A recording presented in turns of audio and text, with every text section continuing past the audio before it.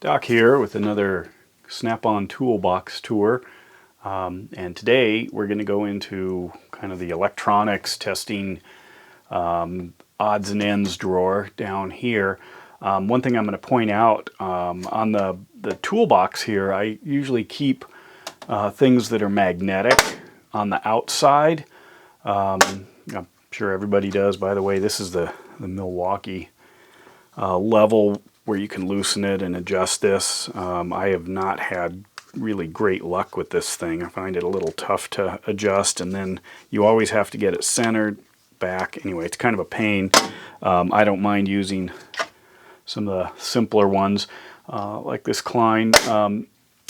Here's kind of a classic Milwaukee with heavy magnets. This one works great if you only need to measure along the two sides that it offers. Klein Demagnetizer. I keep this on my toolbox on the outside, and then this is my Blue Point extension magnetic kind of retrieval tool. I really like this. If you get one of these, a good strong one is important, especially if you have to fight with it. A lot of them have covers now. You can see that kind of extra collar right around the magnet, and what that allows is it doesn't snap onto things at an angle. So if I'm coming in, you know, near something, it really has to be directly on in order to stick, but it doesn't get sucked off to the side. And some of the lesser magnetic tools, you can barely feed them through any kind of a small opening because they're slamming back and forth, sticking to things. But the reason I keep all of these things off of or out of the toolbox, which most people probably know, I had to learn the hard way, is that I can put something in magnetic in, and then when I close the door, if it's high enough, it'll snap on into the bottom of the upper drawer or the drawer above it, and sometimes get wedged in there pretty tight, and the drawer won't open, or it's, you know, dragging across a bunch of tools.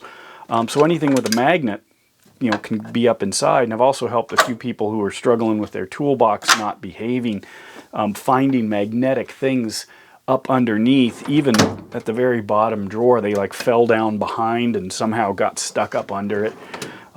So if you're ever bored one day, pull your drawers out of your toolbox and see what's managed to work its way back there. Anyway, let's get to the tour here. In this particular drawer, I keep things that I use mostly during work with electronics or wiring, etc. And let's see, I'll go ahead and start on this side, way over on the end. I've got a basically a Klein, a kind of a circuit identifier. If you've got a circuit box and you're trying to figure out what something goes to, this thing talks to this, and basically this is the receiver. Put this in, it must send out a signal through the circuit that then this thing can pick up as you scan across the different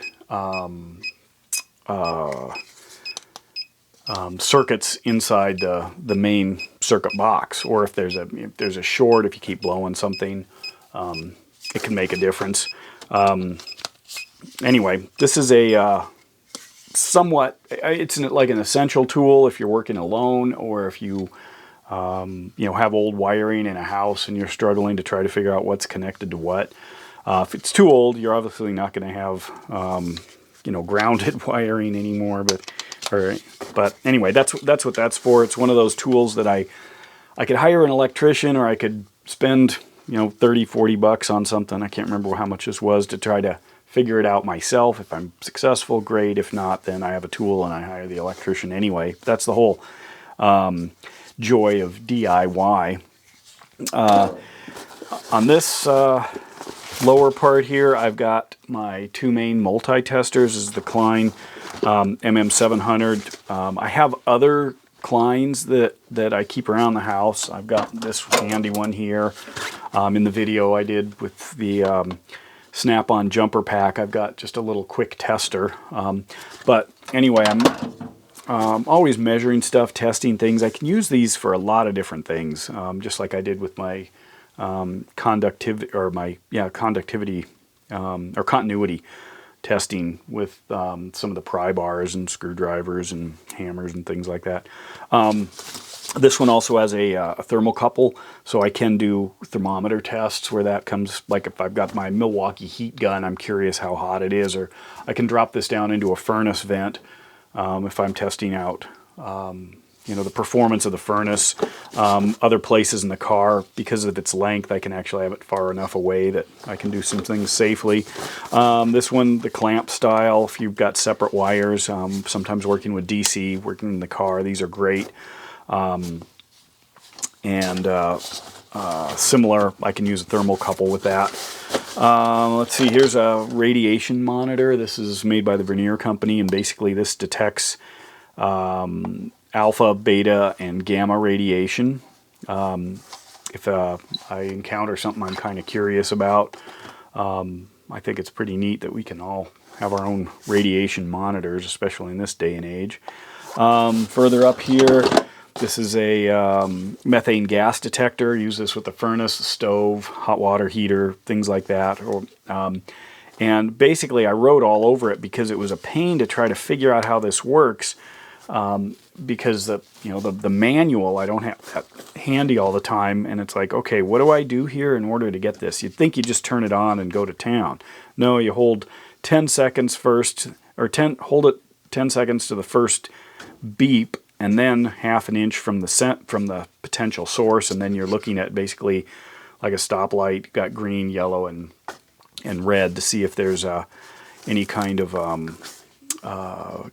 methane gas that's leaking.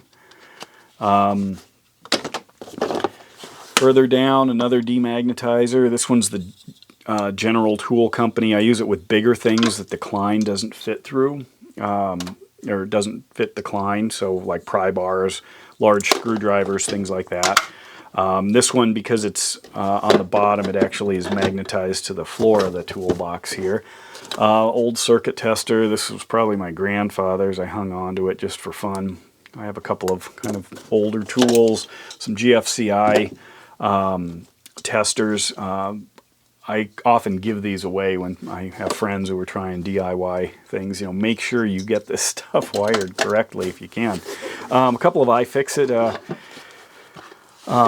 tools. iFixit makes excellent quality tools. This is their bit set. It has a driver, has an extension.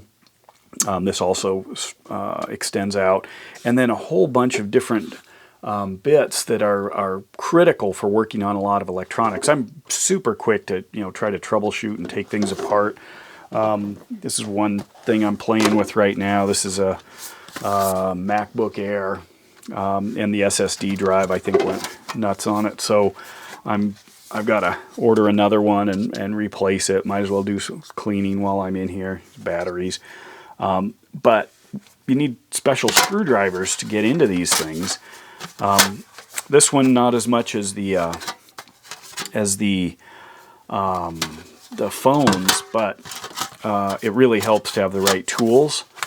And in the old days, I used to use things like this. This is another General tool. This was basically the eyeglass kit, kind of really super small bits. And eyeglasses were about all we had that used such tiny bits, but now all kinds of different things. And the pentalobe of Apple's is critical. You've got to have one of those if you're going to crack an iPhone. So I've got this set, which is the big bit sets, including different torques and all kinds of unique shapes and drivers. And then this one, which includes the prying tools, suction cup, etc. And you kind of have to have both if you're going to do much work on the small electronics. This was my old set of Craftsman tiny torques and hex. This was kind of where I started, like, Jiminy, 30 years ago or something. Super small set. I still have it around. Sometimes you need real small tools. It's kind of sacrificial even. I haven't tried the warranty on these. I hope it's back. You might remember these from way old days. Used to buy a set of them. kind of the metal handled ones. And you ended up busting them and getting a new set. They were really cheap, but anyway, that's just where this thing lives. Klein Flashlight. I'm not as much into these AAA flashlights anymore. This one's still around. I can quickly throw in new batteries if I want, or rechargeables, but it's just a handy light. It's got a strong magnet on the back of it, plenty strong. I'm actually going to be ordering the new Klein magnetic light. One of the things that's kind of fun about this guy is when it's on, it actually charges this ring of glow-in-the-dark material, which also it's kind of a rubber material, you can see. And this helps you find it, I guess, except you got to have it on in order to have it charged. This is what's kind of neat about it. It's got both the primary, and then you click it again, and it turns on a kind of a area light. So if I turn it on, I can use it kind of as a work light here, not just a flashlight, and that's why I originally got it. Thought it was quite handy for that, but I've got other solutions now. Pretty good. Klein USB Tester here. This was my original one. I got this, must have been 20 years ago or something, for testing USBs. Still pretty much the same. I like the transparency of it, so you can see inside kind of what's going on. But this is a workhorse for a lot of electronics testing, and just making sure you're getting the right amount of either voltage or amperage and throughput, so you can connect USBs together to test, draw, things like that. Fuse tester and puller for car fuses.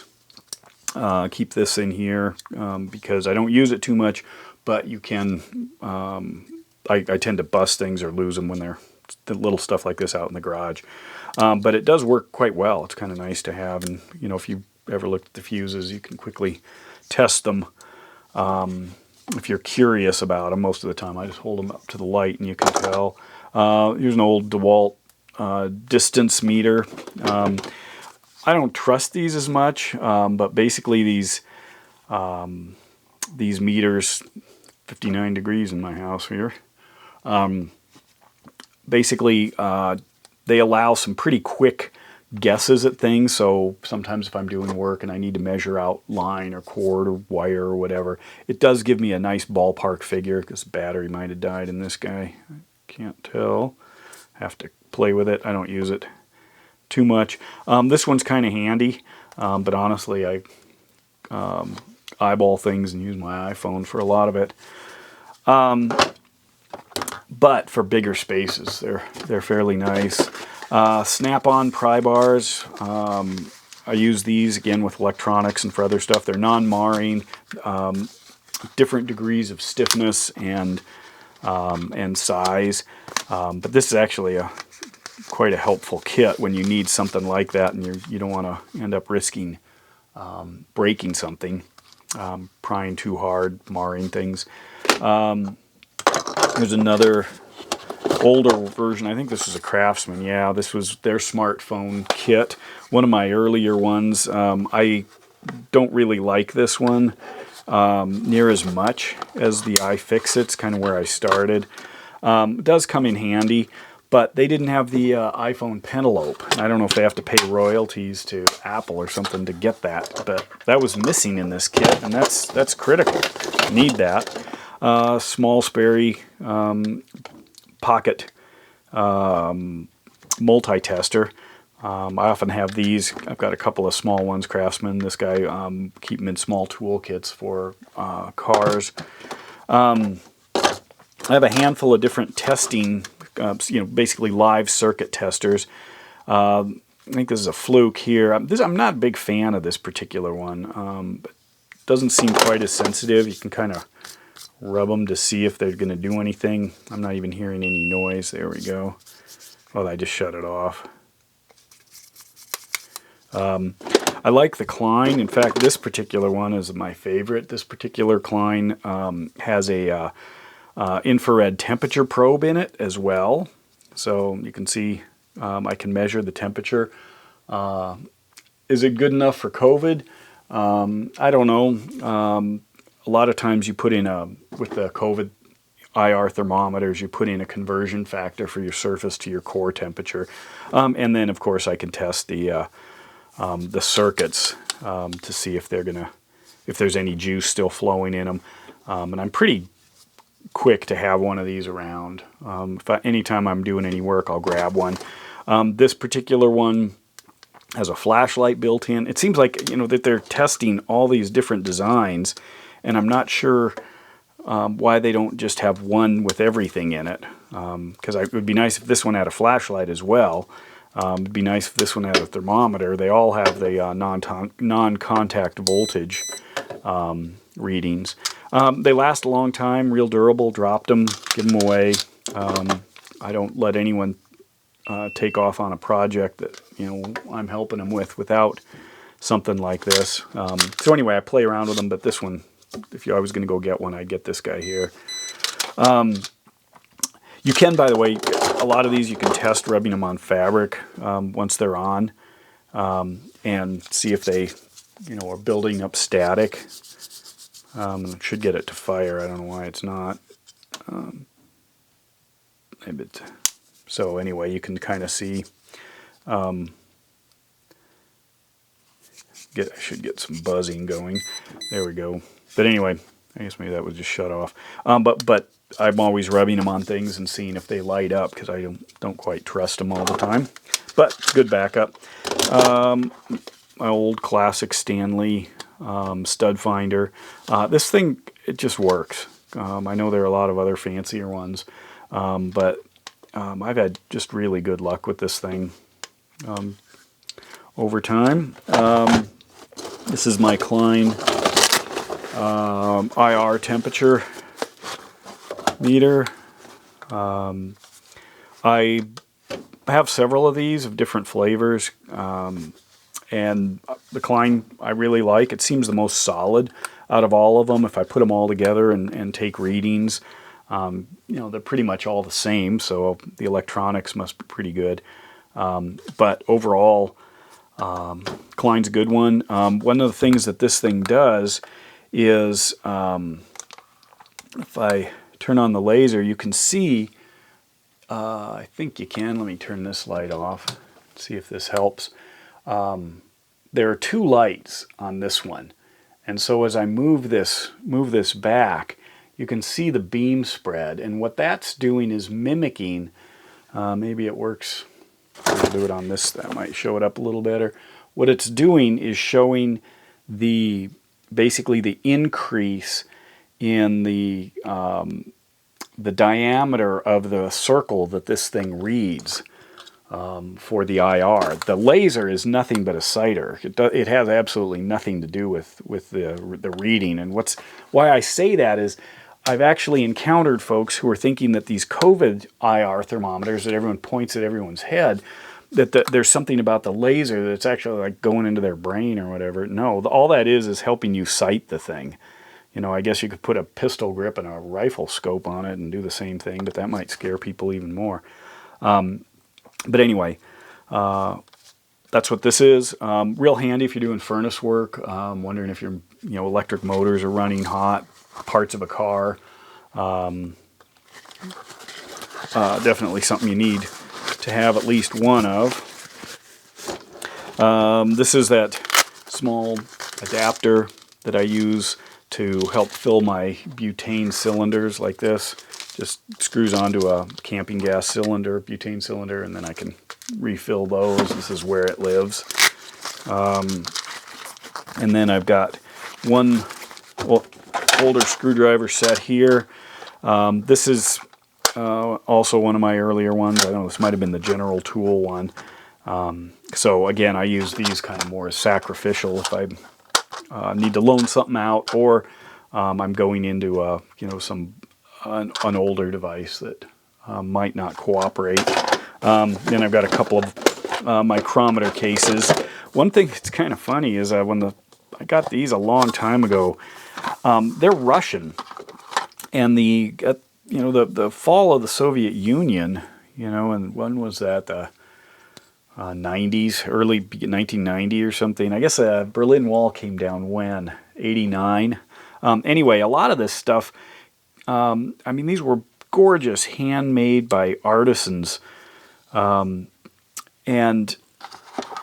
there was no market for it, really. I don't know what their original design was for selling these. Maybe they were military contractors, but there's so much good Russian stuff available if you can track it down, because it was all high-end. I mean, they have an active space program. They make good stuff, but they don't have the marketing.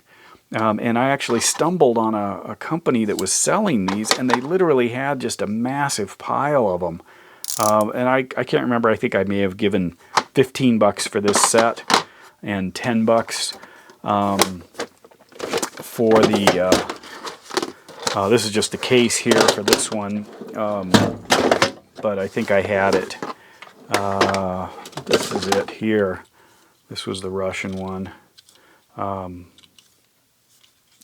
So about $10 for that. I mean, you could buy them by fairly huge quantity, but you could not.